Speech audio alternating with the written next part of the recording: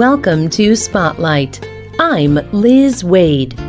And I'm Bruce Gulland. Spotlight uses a special English method of broadcasting. It is easier for people to understand, no matter where in the world they live.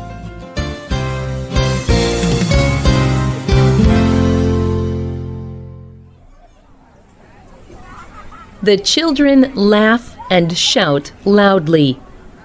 They are playing games in the playground. One child is It. He runs after a group of other children. He catches one of them. Gotcha! That second child becomes It. She now chases the other children and tries to catch one. They are all playing a game of chase or tag. In another area of the playground, two children each hold opposite ends of a long rope. They turn it round and round and up and down. Other children take turns to jump over the rope as it is being turned. They are skipping. And all the children who are skipping are also singing special skipping songs. Children in all parts of the world play similar games. Many generations of children have enjoyed playing these traditional games. But could these games have a more important purpose? Today's Spotlight is on traditional children's playground games. Experts everywhere agree that play is good for children. They say it is important for a child's mental and physical development. Nicola Butler from the organisation Play England told the Huffington Post, "Traditional playground games are necessary for children's health, well-being, and development. Playing these games lets children learn about friendships.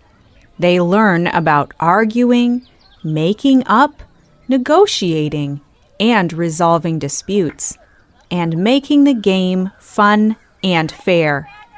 But most importantly, being involved in these games makes children happy." Did you know that children from many countries play the same or similar traditional games? Though these games often have different names in different countries. The game of leapfrog has been played in the United Kingdom since the 16th century. In this game, one child bends down and holds his knees or ankles. Another child runs up to the first child, places her hands on the back of the first child, and leaps or jumps over the first child. Any number of children can play the game.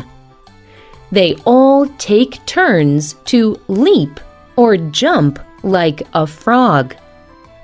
In other countries, children jump like a different animal. In France, children call this same game saute mouton, which means leap sheep. In India, they call it argodi ki pargodi, which means leap horse. Another game children play all over the world is hopscotch. In Albania, they call the game vara. In Germany, it is Hinspiel. Johannes Lee told Topics Online magazine what the game is called in his country. When I was a child, my friends and I used to play many traditional games from my country, Indonesia. A game I played a lot was called one-leg jump. One-leg jump is a good name for the game of hopscotch. That is because the name one-leg jump helps you understand how to play the game.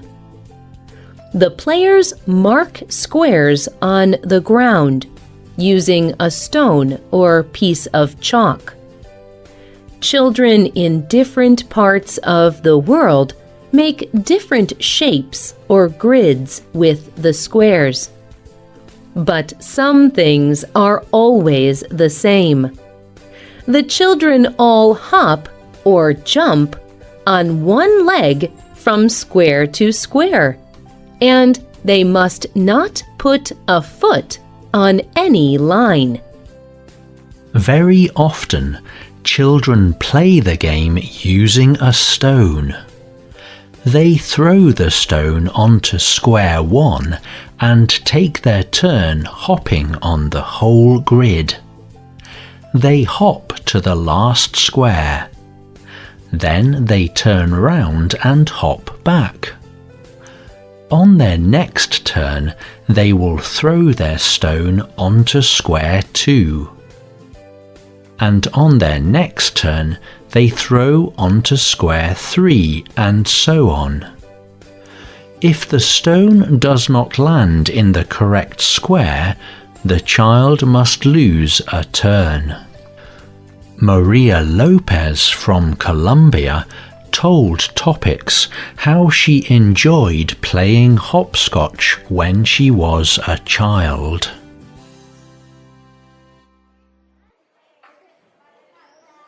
When I was a little girl, most afternoons I used to play games with my friends in our street.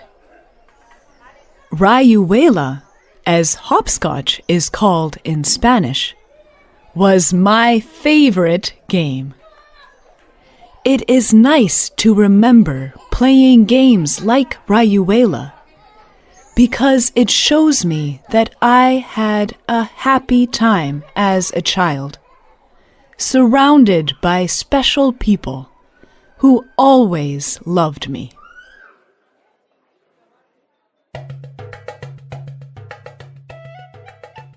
It may surprise you to learn that hopscotch is a very old game.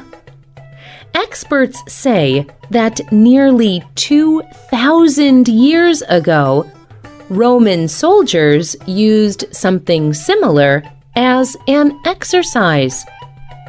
They had to hop up and down a 100-foot series of squares. They did this to make them stronger and quicker on their feet. Marbles is another ancient game that is played around the world. No one knows exactly how old it is. But we know the Romans played this game too. You can see children playing marbles on ancient Roman wall paintings.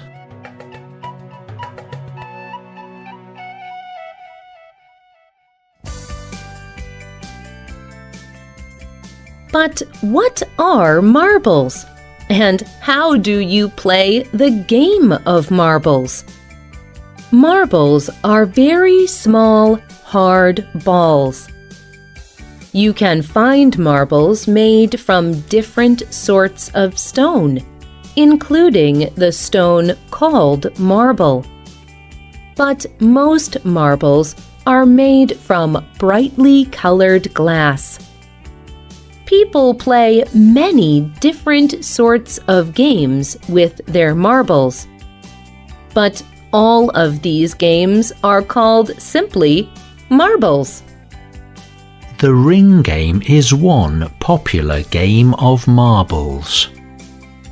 A child uses a stone or chalk to make a circle or ring on the ground.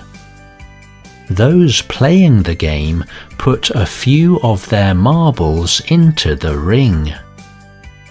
Each child rolls or shoots another marble to try to push one of the marbles out of the ring. If a player manages to do this, he keeps that marble.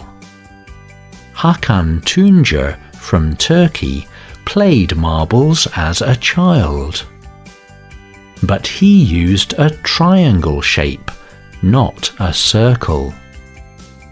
He told Topics how he and his friends would compete for marbles.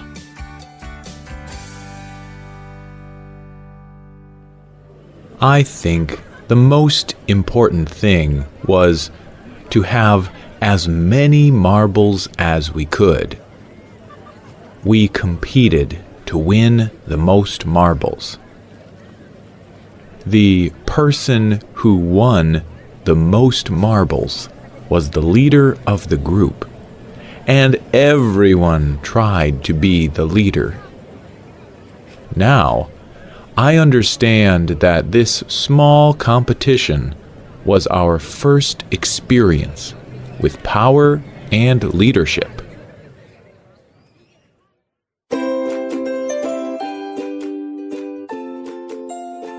Traditional playground games are about more than just fun. Hopefully, children continue to learn these games and their valuable lessons for hundreds more years.